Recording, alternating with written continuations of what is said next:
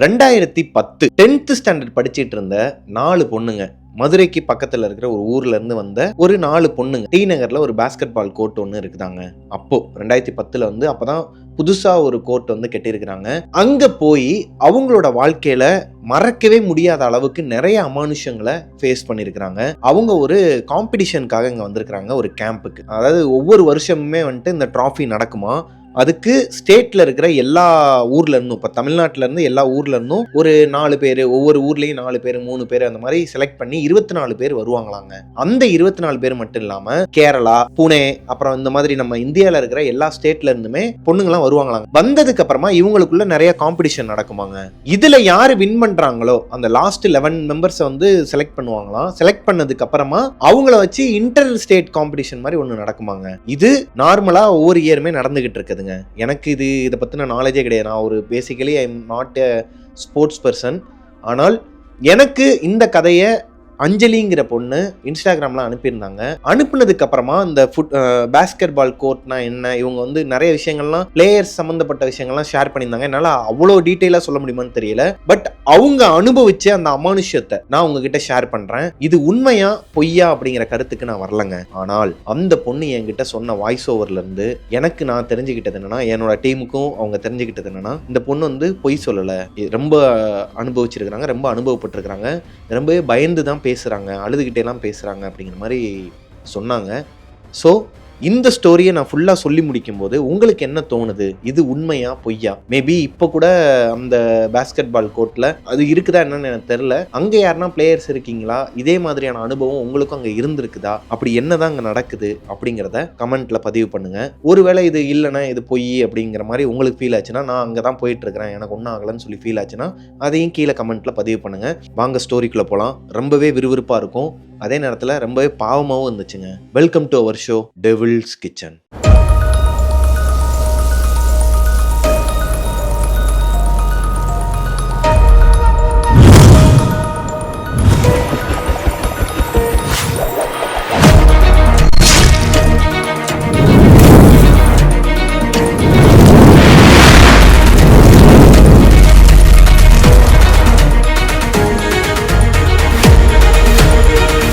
Hello ghosties, நான் உங்களோட பிரபாகரன். இன்னைக்கு நம்ம பார்க்க போற ஸ்டோரியை எனக்கு இன்ஸ்டாகிராம்ல அனுப்பின பொண்ணோட பேரை அவங்க மென்ஷன் பண்ண வேணான்னு சொன்ன காரணத்தினாலையும், அவங்களோட ஃப்ரெண்ட்ஸோட நேமை மென்ஷன் பண்ண வேணான்னு சொன்ன காரணத்தினாலையும் புனைப்பெயர்களோட தான் இந்த கதையை நான் ஸ்டார்ட் பண்றேன். மதுரைக்கு பக்கத்துல இருக்கிற ஒரு கிராமத்துல அஞ்சலிங்கிற பொண்ணு படிச்சுக்கிட்டு வராங்க.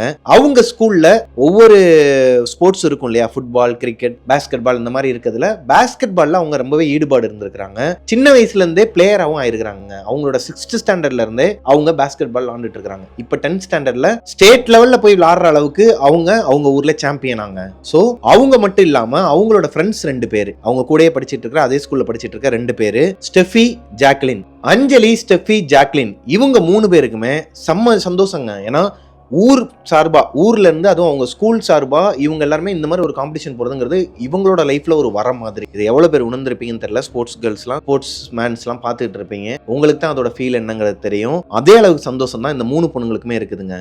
அஞ்சலி, ஸ்டெஃபி வேற ஸ்கூல்ல இருந்து 4 பேர் வராங்க. இப்போ இவங்க சென்னைக்கும் வந்துடுறாங்க. இவங்க கூட ஜாக்லின் மட்டும் வரலங்க. ஏன்னா ஜாக்லினுக்கு வந்து கொஞ்சம் உடம்பு நிலை சரியில்லாத காரணத்தினால அவங்களால அன்னைக்கு வர முடியல. அவங்க ஸ்டாஃப் என்ன சொல்றாங்கன்னா, ஸ்கூல்ல இருந்து நீங்க முன்னாடி ட்ரெயின்ல நீங்க போயிருங்க, அவங்களுக்கு நாங்க வேற ட்ரெயின் வந்து புக் பண்ணிடுறோம். இப்போ நைட்டு இவங்க கிளம்புறாங்கன்னு வச்சுக்கோங்களேன், அடுத்த நாள் ஈவினிங்கா அந்த பொண்ணுக்கு டிக்கெட் போட்டு விட்டு ட்ரெயின்ல அனுப்பி விட்டுருங்கிற மாதிரி சொல்லி அனுப்பிடுறாங்க. இப்போ ஸ்டெஃபி, அஞ்சலி இவங்க 2 பேரும் அவங்க ஊர்ல இருந்து வந்த 4 பொண்ணுங்க, மொத்தம் 6 பேர், இவங்க எல்லாருமே அந்த கோர்ட்டுக்கும் வந்துடுறாங்க. டி நகர்ல பாஸ்கெட் பால் கோர்ட்டுக்கு பக்கத்திலேயே இவங்களோட ஃப்ரெண்டு ஒரு பொண்ணு இருக்கிறாங்களாங்க.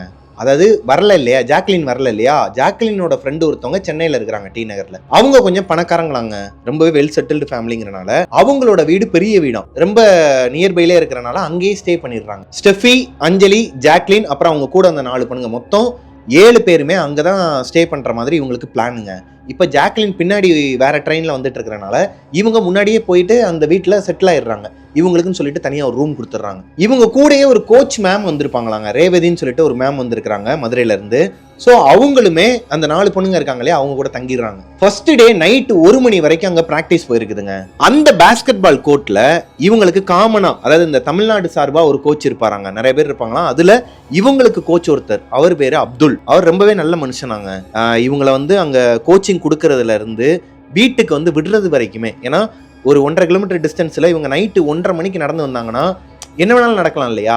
இவங்க வேணாம் சார் தான் சொல்லுவாங்களாம். ஆனா அவரு இவங்க கூடயே வந்து இவங்களை வீட்டில் டிராப் பண்ணிட்டு அதுக்கப்புறமா நடந்தே போவாராங்க.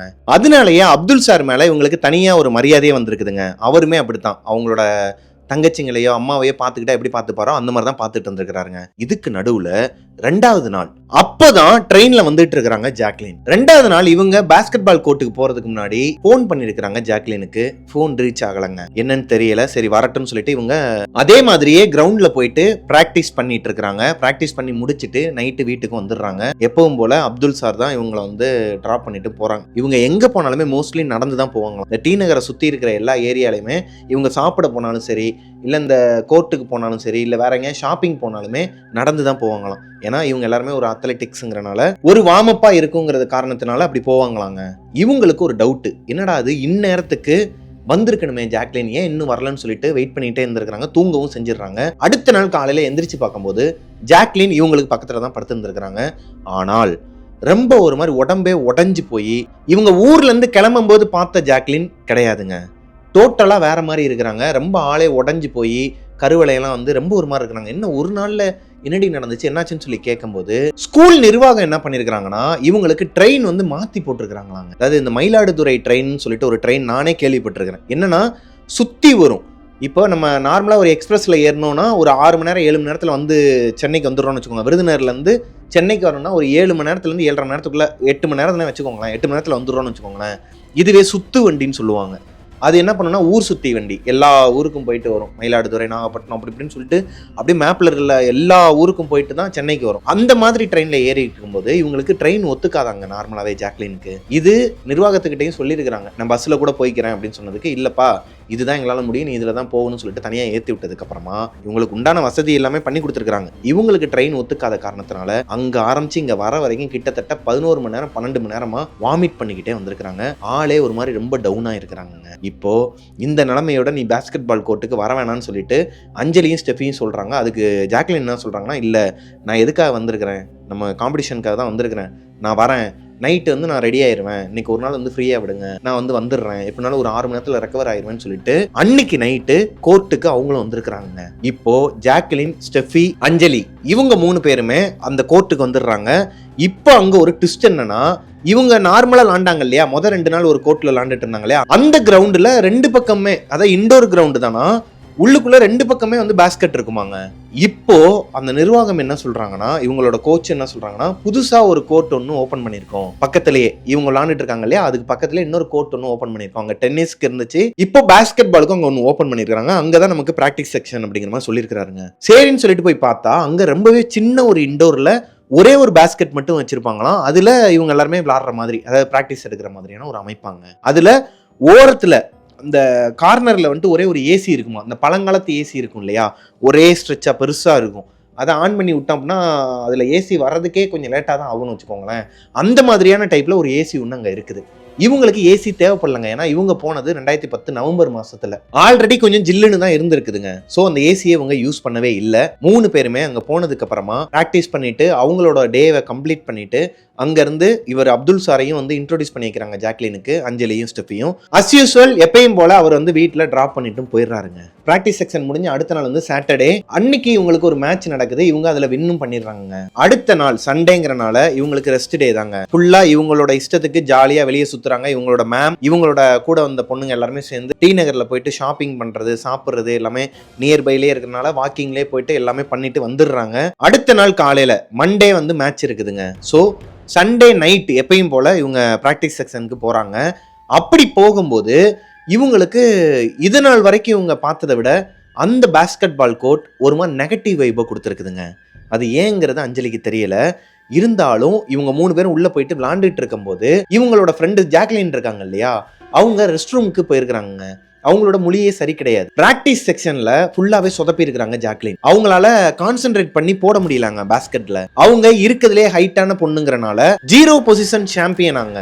யாரு? ஜாக்லின். ஹைட்டான பொண்ணுங்கறனால அவங்க ஊர்ல விளையாடும் போதே 0 பொசிஷன்ல அவங்கள விளையாட விடுவாங்களாம். அப்படி இருக்கிற பொண்ணு எவ்வளவுதான் முக்கி பாலை போட்டாலும் இத்தனைக்கும் 0 பொசிஷன்ல தான் அவங்க இருக்கிறாங்க. ஆனால் பேஸ்கெட்ல பால் விழுகவே இல்லையாங்க. இது இவங்க எல்லாருக்குமே ஒரு மாதிரி அதிர்ச்சியா இருந்திருக்குது. ஏன்னா எவ்வளவு பெரிய சாம்பியன் இப்போ வந்து ஏன் சொதப்பணும்? ஆல்ரெடி ஒரு மேட்ச்ல ஜெயிச்சாச்சு, ஆனா இந்த பொண்ணு ஏன் சொதப்பணும், என்னாச்சு இவளுக்குன்னு சொல்லிட்டு ஒரு மாதிரி கன்ஃபியூஷன் ஸ்டேஜ்ல இருந்திருக்காங்க. எதனாலனா அவங்க பால் போடுறதுனால மட்டும் இல்லையாங்க, அவங்களோட ஃபேஸே ஒரு மாதிரி டல்லா இருந்திருக்குதுங்க. எதையோ சொல்ல வராங்க ஆனா அவங்களால சொல்ல முடியல அப்படிங்கிற மாதிரி மூஞ்சி வச்சுட்டு இருக்காங்க. ஏன்னா இவங்கலாம் சைல்டுஹுட் ஃப்ரெண்ட்ஸுங்கிறனால பார்த்தோன்னே கண்டுபிடிச்சிடறாங்க. அஞ்சலி கேட்கறாங்க, எதனா ப்ராப்ளமா, எதனா வீட்டில் எதனா பிரச்சனையா, எதனா கால் பண்ணாங்களான்னு சொல்லி கேட்கும்போது அப்படிலாம் இல்லையே, ஒன்றும் இல்லையே, நான் ரெஸ்ட் ரூம் போயிட்டு வந்துடுறேன்னு சொல்லிட்டு கீழே போயிருக்கிறாங்க. இவங்க விளாடுறது மேலே, ரெஸ்ட் ரூம் வந்து கீழே இருக்குமாங்க. கீழே ரெஸ்ட் ரூமுக்கு போனதுக்கப்புறமா கிட்டத்தட்ட 1.5 மணி நேரம் ஆகுது, வரவே இல்லை ஜாக்லின். இப்போ அஞ்சலிக்கும் ஸ்டெஃபிக்கும் ஒரு மாதிரி பயம் வருதுங்க. அப்துல் வராரு, என்னம்மா கிளம்பிட்டீங்களா, கிளம்பலையா, இன்னும் 1 o'clock ஆகுது, கிளம்பலையா அப்படின்னு சொல்லி கேட்கும்போது, சார் ஜாக்லின் வந்து கீழே ரெஸ்ட் ரூம் போனா பட் இன்னும் வரல, வருவாமா, கொஞ்சம் லேட் ஆச்சுன்னா என்ன பண்றது, வெயிட் பண்ணுங்க சார். 1.5 மணி நேரமா வெயிட் பண்றோம் சார், இன்னுமே வரல சார்.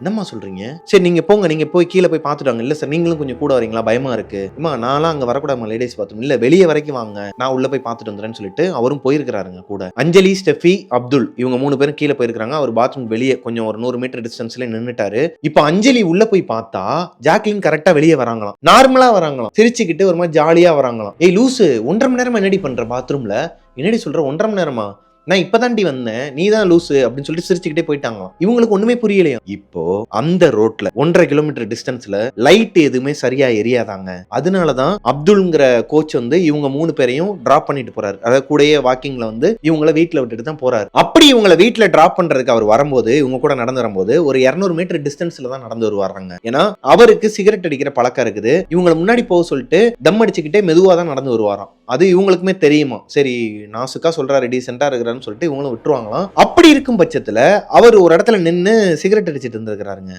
அடிச்சிட்டு இருக்கும் போது இவங்க 3 பேரும் முன்னாடி போயிட்டு இருக்காங்க. ஸ்டெஃபி, ஜாக்லின், அஞ்சலி இவங்க 3 பேரும் முன்னாடி போயிட்டு இருக்கும் போது கொஞ்ச நேரத்துல ஜாக்லினை காணும். ஸ்டெஃபியும் அஞ்சலியும் பதறி போயிட்டு திரும்பி பார்த்தா ஜாக்லின் ஓடிக்கிட்டு இருக்கிறாங்களாங்க கோர்ட்டை நோக்கி. இதுக்கு முன்னாடி ஒரு விஷயத்த சொல்ல மறந்துட்டேன். அங்க இருந்து கிளம்புனாங்க இல்லையா, அந்த ரெஸ்ட் ரூம்ல இருந்து வெளியே கிளம்பும் போது ஜாக்லின் என்ன சொல்லியிருக்காங்கன்னா, வாங்கடி போய் விளாடலாம், பிராக்டிஸ் செக்ஷன் ஆரம்பிக்கலாம், நாளைக்கு மேட்ச் இருக்குல்ல அப்படின்னு இருக்கிறாங்க. ஏய் நாளைக்கு மேட்ச் இல்லடி, அது கேன்சல் ஆயிடுச்சு, நாளை கழிச்சு தான் மேட்சா அப்படிங்கிற மாதிரி அஞ்சலி சொல்லியிருக்கிறாங்க. லூஸ் மாதிரி பேசாத, நாளைக்கு தான் மேட்ச், வா விளாடலாம், இப்பதானே வந்தோம் அப்படின்னு இருக்காங்க. இப்பதான் வந்தோமா?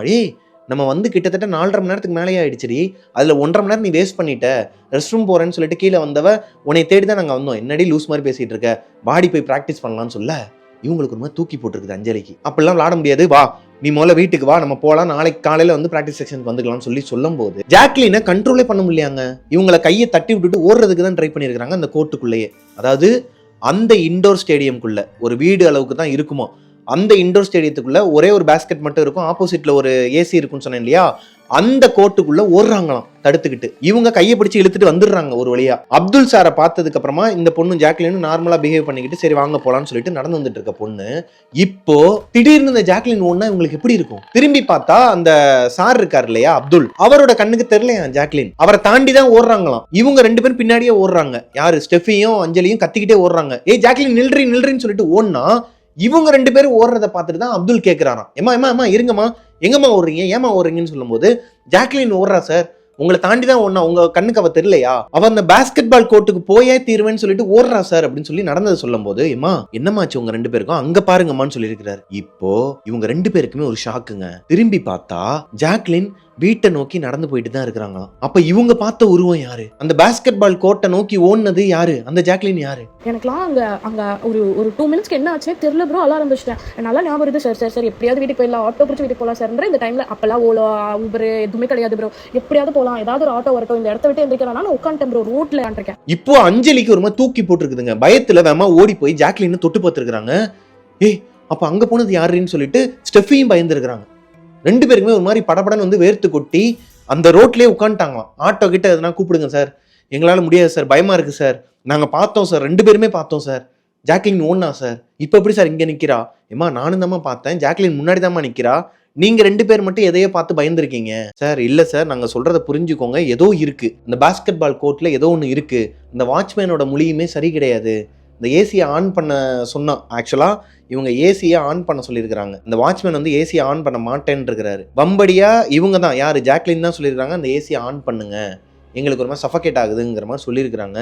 அந்த ஏசியை எப்போ ஆன் பண்ணாங்களோ அப்போத்துலேருந்து தான் பிரச்சனையும் ஸ்டார்ட் ஆகிருக்குதுங்க. இது எல்லாத்தையுமே அஞ்சலி சொன்னாலும் சார் நம்ப மாட்டார் அப்துல்.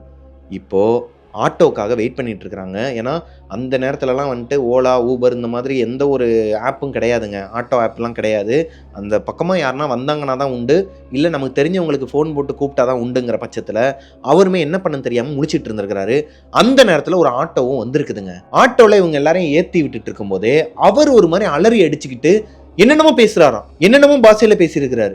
ஊன்ட்டு ஒரு மாதிரி பைத்தியம் பிடிச்ச மாதிரி பண்ணியிருக்கிறாரு அப்துல். இவங்களுக்கு ஒண்ணுமே புரியல. சார் என்னாச்சு சார், என்ன சார்னு சொல்லி அவரை போட்டு உலுக்கி இருக்கிறாங்க. அப்பதான் முத தடவை அவரை தொட்டிருக்கிறாங்க. இத்தனை நாளா இவங்க வந்து இத்தனை நாளாவுமே அவரோட ஒரு ஃபிங்கர் கூட இவங்க மேல பட்டது கிடையாது. அதே மாதிரி தான் இந்த பொண்ணுங்களோட ஃபிங்கரும் அவர் மேல பட்டது கிடையாது. ரொம்ப நல்ல மனுஷன். ஆனால் இப்போ அவருக்கு என்னாச்சு ஏதாச்சுன்னு சொல்லிட்டு அவரை போட்டு உலுக்கி இருக்கிறாங்க. உலுக்குனப்ப அவரு கொஞ்சம் நேரத்துல நார்மல் ஸ்டேஜுக்கு வந்திருக்கிறாரு. என்னம்மா என்னாச்சு, ஏன் இங்கே நிற்கிறீங்க, நீங்கள் வீட்டுக்கு போகலையா அப்படிங்கிற மாதிரி பேசியிருக்கிறாருங்க. இப்போ அஞ்சலிக்கு ஒன்றுமே புரியலை. என்னடா அது, நல்லா இருந்த மனுஷன் இப்போ அவர் தான் ஒரு மாதிரி ஆனார், என்னென்னமோ குழம்பிட்டு இருந்தார், பேய் பிடிச்ச மாதிரி பண்ணிகிட்டு இருந்தார். திடீர்னு பார்த்தா நீங்கள் என்ன இன்னும் வீட்டுக்கு போகலையானா? சார் ஆல்ரெடி இப்போ ஜாக்லினை காணும்னு சொல்லிட்டு, ஜாக்லின் ஓடனான்னு சொல்லிட்டு ஒரு விஷயம் நடந்துச்சுல்ல. எப்போம்மா, என்னம்மா சொல்கிற, எப்போ நடந்துச்சு? இப்போ தானே முடிச்சுட்டு நீங்கள் வந்தீங்க, இன்னும் நீங்கள் போயிருக்கணுமே வீட்டுக்கு, நடு ரோட்டில் என்ன பண்ணுறீங்க, ஆட்டோ எதுக்கு, நடந்தே போக வேண்டியதானே அப்படிங்கிற மாதிரி பேசுகிறாராங்க. அந்த ஆட்டோக்காரரே சொல்கிறாராம், தம்பி உங்களுக்கு ஏதோ ஆயிடுச்சு, சரி விடுங்க, இந்த நேரத்தில் இந்த இடத்துலலாம் நிற்காதீங்க, வண்டியில் உட்காருங்கன்னு சொல்லிட்டு இவங்க எல்லாரையும் கூப்பிட்டுட்டு போய் அந்த வீட்டில் இறக்கி விட்டுருக்கிறாரு ஆட்டோக்காரர். இறக்கி விட்டதுக்கப்புறமா இவங்களோட கோச் ஊர்லேருந்து வந்தாங்க இல்லையா, ரேவதி மேம், அவங்க தான் டோரை ஓப்பன் பண்ணியிருக்கிறாங்க. நல்லா கவனிச்சுக்கோங்க இந்த சம்பவத்தை.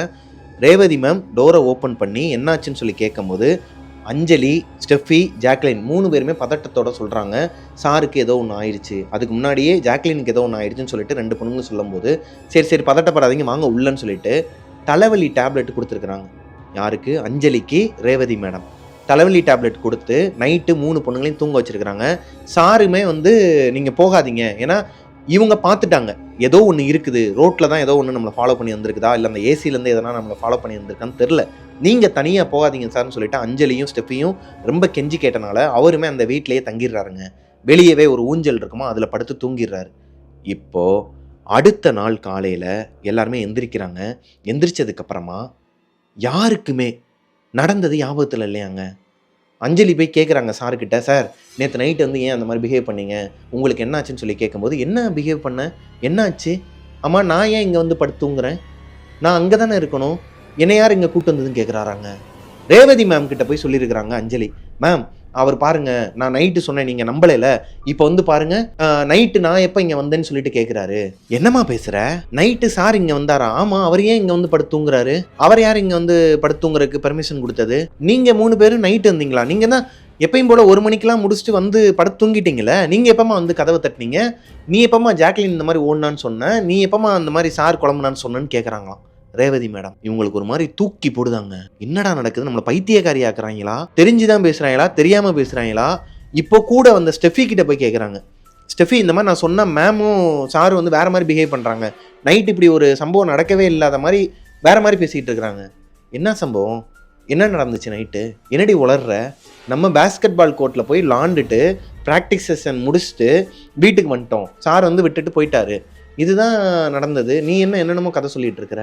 இவங்களுக்கு ஒன்றுமே புரியலையாங்க. இப்போ அஞ்சலிக்கு என்ன பண்ணுறதுனே தெரிலங்க. அவங்க ஒருத்தவங்களுக்கு மட்டும்தான் நடந்ததெல்லாம் ஞாபகம் இருக்குதா, இல்லை அவங்க கனவு கண்டுருக்காங்களா, எதனா ஒரு கெட்ட கனவுலேருந்து எந்திரிச்சு இப்படி எல்லாரையும் பாடுபடுத்திட்டு இருக்காங்களான்னு சொல்லிட்டு அவங்களுக்கே டவுட்டு வந்து அதை பற்றி பேசலைங்க, அப்படியே விட்டுறாங்க. சரி ஓகே எனாஃப், எல்லாருக்கும் ஞாபகம் இல்லைல்ல, சரி விடுங்க ஒன்றும் பிரச்சனை இல்லைன்னு சொல்லிட்டு பேஸ்கெட் பால் கோர்ட்டுக்கு போயிருக்கிறாங்க. நெக்ஸ்ட் டே பிராக்டிஸ் செக்ஷனுக்கு போயிருக்கிறாங்க. இவங்களோட பழைய கோர்ட்டுக்கு போயிருக்கிறாங்க. அந்த 2 பேஸ்கெட் இருக்குன்னு சொன்னாங்க இல்லையா, அங்க போயிருக்கிறாங்க. அங்க போனதுக்கு அப்புறமா தான் இவங்களுக்கு தெரியுது மென்ஸ் நிறைய பேர் வந்துட்டாங்க. உமன்ஸ் விட மென்ஸ் வந்து நிறைய பேர் வந்துட்டனால பிராக்டிஸ் செஷன் டைம் வந்து மாறுபடுதுங்க. அந்த பசங்களோட டைமிங் இவங்களோட டைமிங் ஒரே மாதிரி இருக்காதான், மாத்தி மாத்தி தான் வைப்பாங்களா. அதனால 1 மணி நேரம் ஃப்ரீயா இருக்கிறாங்க. அப்பதான் இவங்க கோர்ட்டுக்கு வெளியவே ஒரு டிஃபன் சென்டர் இருக்குமாங்க, அது புதுசா போட்டிருக்காங்க. வெளியே டிஃபன் கடையில போய் சாப்பிட்டுட்டு இவங்களோட பழைய பேஸ்கெட் பால் கோர்ட்ல வெயிட் பண்ணிட்டு இருந்திருக்காங்க. இப்பவும் ஜாக்லினோட முகம் ஒரு மாதிரி செத்து போன மாதிரியே இருக்குதாங்க. அதாவது முகமே செத்து போன முகமா ஏன்டா வச்சிருக்கிற, ஏன்டா ஒரு மாதிரி எதையோ பறி கொடுத்த மாதிரியே இருக்குங்க இல்லையா, அதே மாதிரியே இருந்திருக்குது. அவங்க சாப்பிடவும் இல்லை. எங்க அந்த டிஃபன் கடையில் போய் சாப்பிட்டாங்க இல்லையா, அங்கே ஜாக்லின் மட்டும் சாப்பிடல. இப்போ ஸ்டெஃபியே என்ன சொல்றாங்கன்னா, ஏய் நேற்று நைட்டு வந்து எனக்கும் ஞாபகம் இருக்கிற மாதிரி தான் இருக்கு அஞ்சலி. நம்ம இங்கேருந்து போகும்போது இவ எங்கிட்ட ஓடின மாதிரியோ இந்த சாரும் ஏதோ அப்நார்மலாக பிஹேவ் பண்ண மாதிரி எனக்கு ஞாபகங்கள் இருக்குடி. ஒருவேளை நான் கனவு நினச்சி தப்பாக பேசினா என்னை மன்னிச்சிருன்னு இருக்கிறாங்க. இப்போதான் அஞ்சலிக்கு ஒரு விஷயம் தெரிய வருது. அப்போ இது கனவு கிடையாது. இவங்க எல்லாருமே ஒரு மாதிரி மெமரி லாஸ் ஆகிருக்கிறாங்க, அஞ்சலியை தவிர்த்து. மற்றவங்க எல்லாருமே ஏன் இந்த மாதிரி மெமரி லாஸ் ஆகணும், இவங்களுக்கு ஒன்றுமே புரியலை. அப்போது இந்த பேஸ்கெட் பால் கோர்ட்டில் எதனா ஒரு அமானுஷம் இருக்குதா, அப்படி இல்லைனா இவங்க வீட்டில் இவங்க தங்கியிருக்கிற வீட்டில் எதனா அமானுஷம் இருக்குதா, இல்லை 2க்கு இடைப்பட்ட நேரத்தில் இவங்க நடந்து போகிறாங்க இல்லையா அந்த ரோட்டில், அங்கே எதனா ஒன்று ஜாக்லினை பிடிச்சிக்கிச்சா. இவங்களுக்கு தெரிஞ்சிருச்சு இவங்களை சுற்றி ஏதோ ஒரு அமானுஷம் இருக்குது, அது ஜாக்லினை குறி வச்சிருச்சுங்கிறது அஞ்சலிக்கு பச்சையாகவே தெரிஞ்சிருச்சுங்க. இப்போ அவங்களோட பழைய கோர்ட்ல இருந்து புது கோர்ட்டுக்கு போகிறாங்க. புது கோர்ட்டுக்கு வந்ததுக்கு அப்புறமா இவங்களுக்கு ஒரு மாதிரி சஃபகேட் ஆயிருக்குதுங்க ஜாக்லினுக்கு. அவங்க என்ன சொல்கிறாங்கன்னா, அந்த ஏசி ஆன் பண்ணுங்கன்னு சொல்கிறாங்க. வாட்ச்மேன் வழக்கம் போல நாள் அவங்களுக்கு என்ன நடந்துச்சோ அதே தான் 2வது நாள் நடக்குது. வாட்ச்மேன் வந்து ஒரு மாதிரி குறுகுறுன்னு பார்த்துட்டு இருக்கிறாரு. அவர் போய் ஆன் பண்ணி விட்டு போயிட்டாராங்க. ஃபர்ஸ்ட் டே என்ன நடந்துச்சோ அது அப்படியே ரிப்பீட் ஆகுது. அந்த அப்துல் இருக்கிறார் இல்லையா கோச், அவர் வந்து நிறைய ட்ரிங்க்ஸ்லாம் எடுத்துட்டு வருவாராம், அதாவது எனர்ஜி ட்ரிங்க்ஸ். எப்பயுமே குடிக்காத ஜாக்லின் என்ன பண்றாங்கன்னா, முந்தின நாளுமே அதிகமாக குடிச்சிருக்கிறாங்க. அந்த ட்ரிங்க்ஸ் வந்து அவங்களுக்கு ஆகவே ஆகாதான். தண்ணி மட்டும் தான் குடிப்பாங்களாம், குளுக்கோஸ் வந்து குடிப்பாங்களாங்க. மற்றபடி எந்த ட்ரிங்க்ஸ் எனர்ஜி ட்ரிங்க்ஸுமே எடுத்துக்க மாட்டாங்களாம். ஆனால் அந்த நாள் இவங்க பாதிக்கப்பட்டாங்க இல்லையா, ஜாக்லின் ரெஸ்ட் ரூம் போயிட்டு 1.5 மணி நேரம் வரல இல்லையா, அதே மாதிரி இன்னைக்கும் அவர் எடுத்துட்டு இருந்த எனர்ஜி ட்ரிங்க்ல கிட்டத்தட்ட 3/4 பாட்டில் அவங்க தான் காலி பண்ணியிருக்கிறாங்க. காலி பண்ணது மட்டும் இல்லாம அன்னைக்கு நடந்த மாதிரி இன்னைக்கும் அவங்க ரெஸ்ட் ரூமுக்கு போயிருக்காங்க. கிட்டத்தட்ட 1.5 மணி நேரமா அவங்கள காணும். அகைன் இவங்க 2 பேரும் கீழே போய் பார்க்கும்போது பாத்ரூம்ல இருந்து வெளியே வந்திருக்காங்க, சிரிச்சுக்கிட்டே வந்திருக்காங்க. அன்னைக்கு நைட் என்ன நடந்துச்சோ அது மறுபடியும் ரிப்பீட் ஆயிருக்குதுங்க. அஞ்சலிக்கு ஒண்ணுமே புரியல. இந்த தடவை அவங்க ஆட்டோவோ பிடிக்க சொல்றதோ எதுவுமே சொல்லல. இவங்க பாட்டுக்கு வாங்க நம்ம முதல்ல அந்த வீட்டுக்கு போயிடலாம். ஏன்னா இவங்களுக்கு தெரிஞ்சிருச்சு அந்த வீட்டுக்கு போற வரைக்குமே இவங்களுக்கு ஒரு அமானுஷம் நடக்குது. ஸ்டெஃபியுமே புரிஞ்சுக்கிறாங்க. சரி ஓகே வாங்க போலான்னு சொல்லிட்டு வீட்டுக்கு போயிடுறாங்க. அதே மாதிரியே ரேவதி மேம் கதவை திறக்கிறாங்க. நைட்டு என்ன நடந்துச்சோ அதே மாதிரியே தலைவலி மாத்திரை கொடுக்குறாங்க. காலையில எந்திரிச்சு கேட்டா யாருக்குமே எதுவுமே ஞாபகம் இல்லை. இப்போ அஞ்சலிக்கு ஒரு விஷயம் புரியவே இல்லைங்க. இவங்களை சுத்தி இருக்கிற கேரக்டர்ஸ் மட்டும்தான் நடந்ததை மறக்கிறாங்க. ஆனால் அந்த பேஸ்கெட் பால் கோர்ட்ல வேற பொண்ணுங்க இருப்பாங்க இல்லையா, வேற ஸ்டேட்ல இருந்து வந்தவங்க, இந்த வாட்ச்மேனா இருக்கட்டும், அந்த டிஃபன் கடைக்காரரா இருக்கட்டும், இவங்க எல்லாருக்கிட்டையும் போய் விசாரிக்கும் போது அவங்க எல்லாருமே கரெக்டா பேசுறாங்க. நேத்து நீங்க நாங்க எத்தனை மணிக்கு போனோம், 1.5 மணி நேரம் லேட்டா போனீங்க, 2.5 மணிக்கு தான் போனீங்க. இருக்கிறவங்க எல்லாருக்கிட்டையும் ரேவதி மேமா இருக்கட்டும், சாரா இருக்கட்டும், எல்லாத்தையும் கேட்டா 1.5 மணிக்கெல்லாம் முடிச்சுட்டு 1:50க்குலாம் வீட்டுக்கு வந்துட்டோம். ஆனால் இவங்க கிளம்புனதே 2:30 மணிக்கு தான்.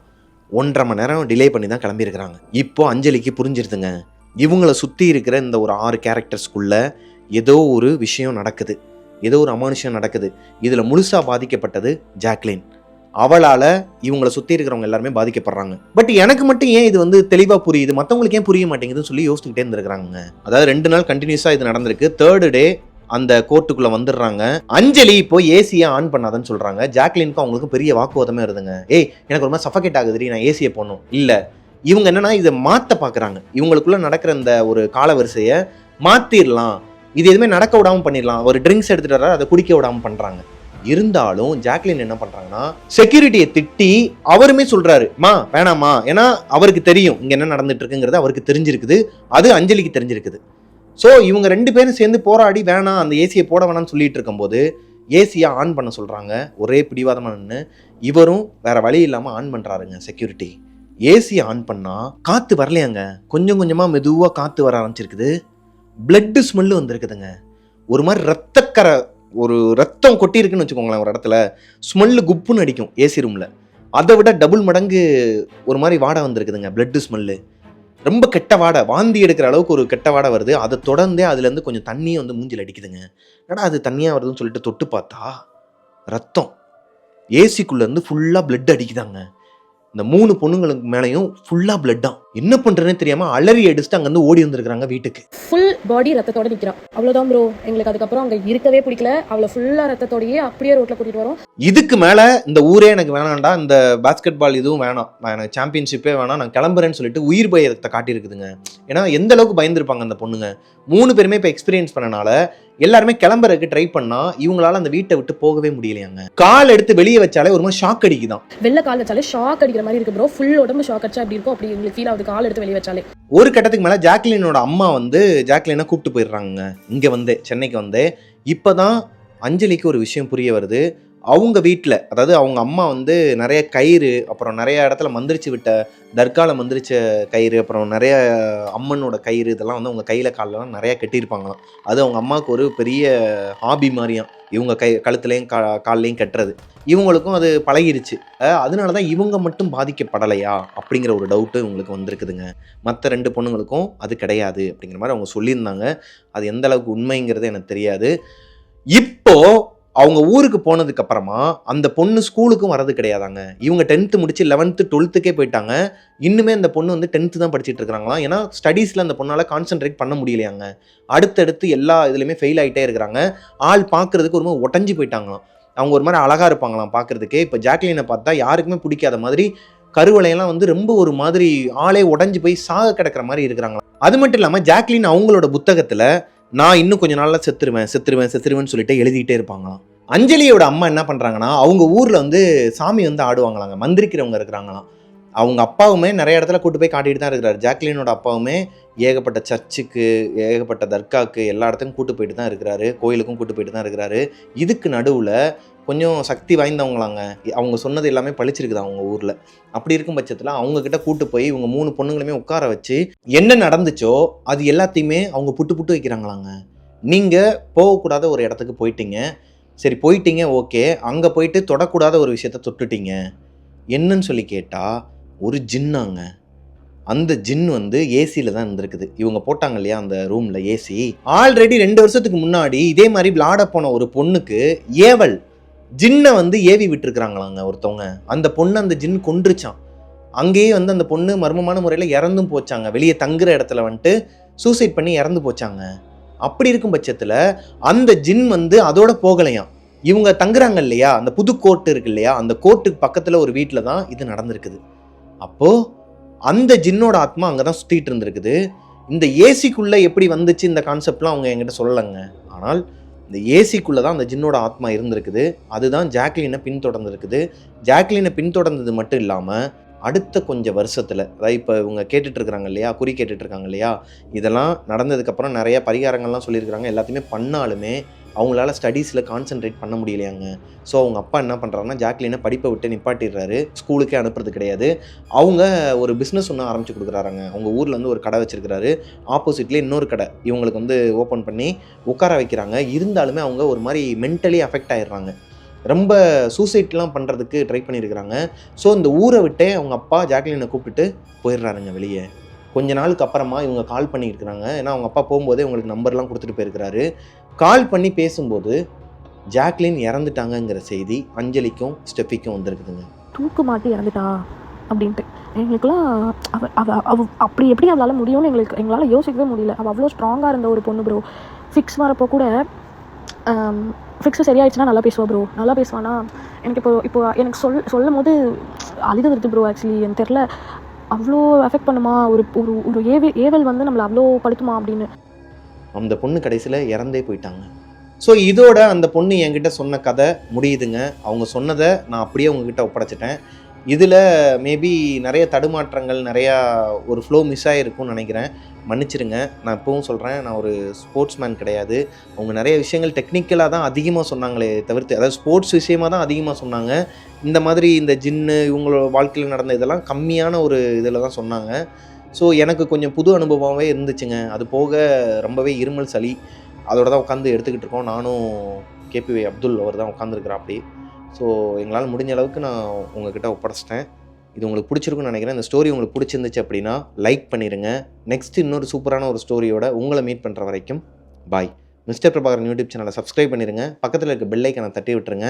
உங்களோட லைஃப்லையும் இதே மாதிரி எதனா அமானுஷங்கள் நடந்திருக்கு, என்கிட்ட அதை ஷேர் பண்ணணும்னு நினச்சிங்கன்னா கொஞ்சம் கரெக்டாக முறையாக கொஞ்சம் வரிசையாக ஆர்டர் பண்ணி சொல்லுங்கள். அது மாதிரி உங்களோட நேம்ஸ்லாம் வந்து மென்ஷன் பண்ண வேணாங்கிற விஷயத்த ஸ்டார்டிங்லேயே சொல்லிடுங்க. நான் இதுக்கு முன்னாடியே வீடியோவில் சொல்லியிருக்கிறேன். லாஸ்ட்டாக சொல்கிறீங்க.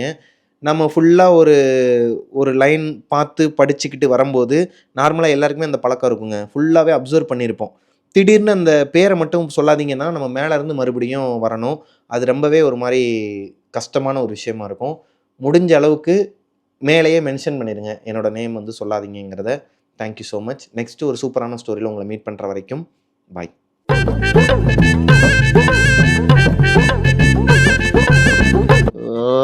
நான் கதை ஆரம்பிக்கும் போது தான் பேப்பர், பேரிச்சம்பழம், பழைய எம்பத்தடைக்கு பேரிச்சம்பழம், கொரட்டையா பாய், மீதியாக இருங்க பாய். சும்மாவே இந்த கதை ரொம்ப கன்ஃபியூஷன் ஸ்டேஜில் என்னை கொண்டு போயிடுச்சு. இதுக்கு முன்னாடி ஒரு 2 ஸ்டோரி படித்தேன் பார்த்தீங்களா, அதை படிக்காமல் இருந்திருக்கலாம். ரிச்சுவல் எதுனாது ட்ராவலா, அங்கே அப்துல் ஹக்கீம் சொல்லிட்டு கோச் ஒருத்தர் இருக்கிறார்.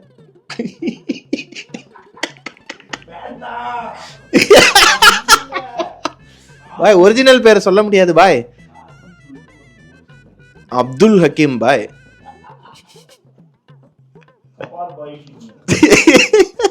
இல்ல அவங்க பாட்டுக்கு சொல்லிட்டு லாஸ்ட்ல சொல்லிடுறாங்க யார் பேரையும் சொல்லாதீங்கன்னா. நான் யார் பேரை சொல்ல? சரி சொல்லுவோம், சொல்லு.